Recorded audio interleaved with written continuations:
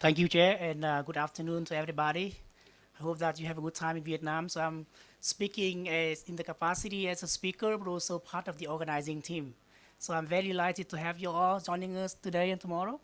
I'm going to speak very briefly about the topic that I assigned by the organizers, that is the regional security architecture, but I also present to you from an ASEAN perspective. I'm going to keep my time strictly as Dr. Melanie told me. In the meantime, I welcome any question that you may have for me at the end of my presentation. I would like to go very briefly about uh, the outline of my paper, which is I have four major parts, which is the first one is the context of what we are discussing today. Secondly, I'm going to introduce some of the prevailing approaches to the subject matter. And thirdly, I'm going to raise my hypothesis, and we're going to be proven by some of the explanation that I'm going to present to you. And at the end, I'm going to conclude my presentation. First, the context. I think I shared with some of the previous speakers about the context that we are undergoing right now. And of course, we haven't had any overarching comprehensive security architecture yet in the Indo-Pacific or Indo-Asia Pacific to address specific issue or the system scale kind of issue. In the meantime, because of the proliferation of technology, we are facing the risk of real-time conflicts, what we call the war without notice, and the irresponsible actions by bad actors. In the meantime, people have been talking increasingly more about the return of power politics these days, and the fact that our region is under-institutionalized. And of course, we are, the topic of the day today is also protectionism, anti-globalization, and the rise of the nationalist sentiments.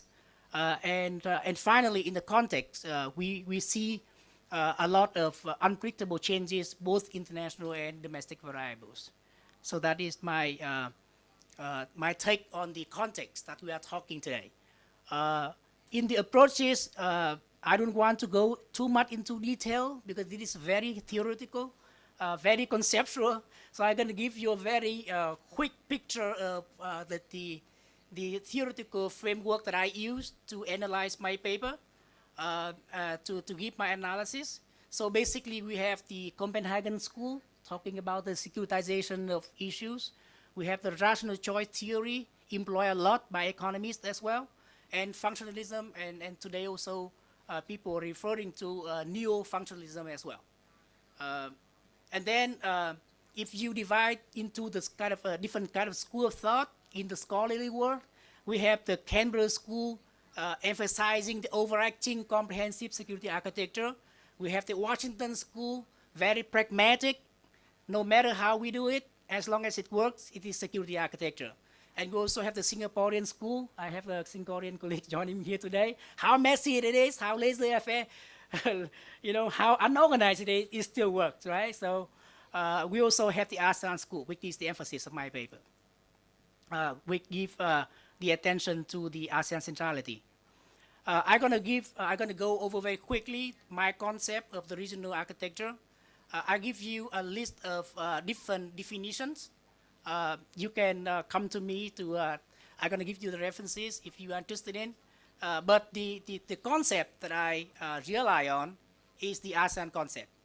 And it is taken from the latest chairman's statement of the latest ASEAN summit in Singapore. And you know that in the conceptualization of regional security architecture, ASEAN lays emphasis on ASEAN centrality and unity. And in the meantime, we're stressing the principles of being open, transparent, inclusive, and rule-based. So those are the very important working principles, values that ASEAN give it to, the building of the regional security architecture. I'm going to go into more detail about that later on. And this is my hypothesis. My hypothesis is the Indo-Asia Pacific can build a lasting security architecture that benefits all using existing ASEAN-led institutions. So that is my hypothesis. And to prove my hypothesis, I have a couple of points to prove. First, ASEAN and its partners share a lot of common goals in peace, stability, prosperity, in the rule-based order, in providing public goods, and in the well-being of the peoples and communities. And also, this is the diagram proving the resultant effect of regional integration and the construction of a regional security architecture. And these are the working principles and general agreements that we've been discussing for many years now in ASEAN. So we see a lot of nice things about ASEAN and the way it works, like open, equal, transparent, inclusive, incremental, you name it, constructive. Okay, so this is the way ASEAN going forward. We also have very specific tools or instruments to help we build the security architecture, like ZOFAN, 1971, SONFED, 1995. We have the TAC, 1998. We have the DOC, and we're working on the COC. So these are the example that I want to give it to you. And of course, we have the existing institutions that a lot of previous speakers also mentioned that we can build upon toward a more overarching, more comprehensive security architecture in the future. And the fourth point that I want to use to prove that ASEAN is relevant is ASEAN is working nicely with the outside partners. And the outside partners also share a lot of values and interests with ASEAN. Let me give you an example. The US and China, although the relationship is now in a both comprehensive, cooperative and competitive mode, and even though they shape a lot of regional events and trends, they both emphasize economic and they both try to avoid conflicts. So we still have the common ground to work with them.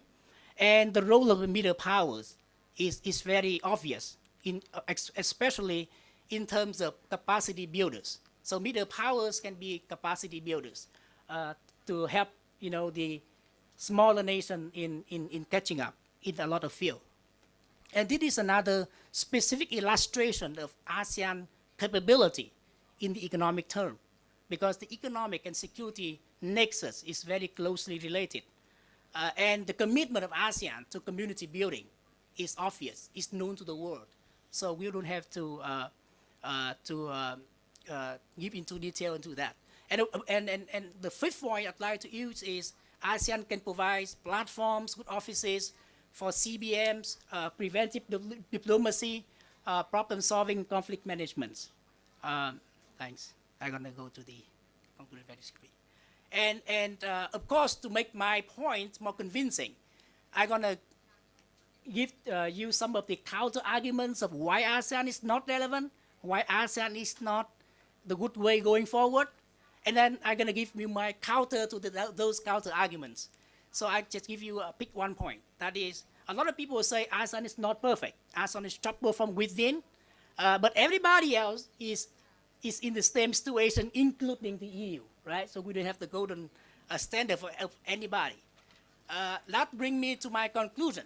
So I say optimism is the way going forward, and ASEAN is proven sensible, relevant, and resilient.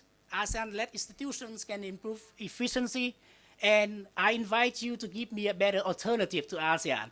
And in the meantime, I have to admit that we have to admit that ASEAN have shortcomings, and we think we have to improve our efficiency by proving stronger leadership in close collaboration with outside partners. We need new and effective mechanisms, regimes like COC, INC, hotline, CBMs in different fields. And of course, we have to enforce and reinforce a rule-based system. With that, I believe that we can have a security architecture that is work for peace, stability, cooperation, and prosperity. With that, I'd like to thank you all for listening and thank you for your time.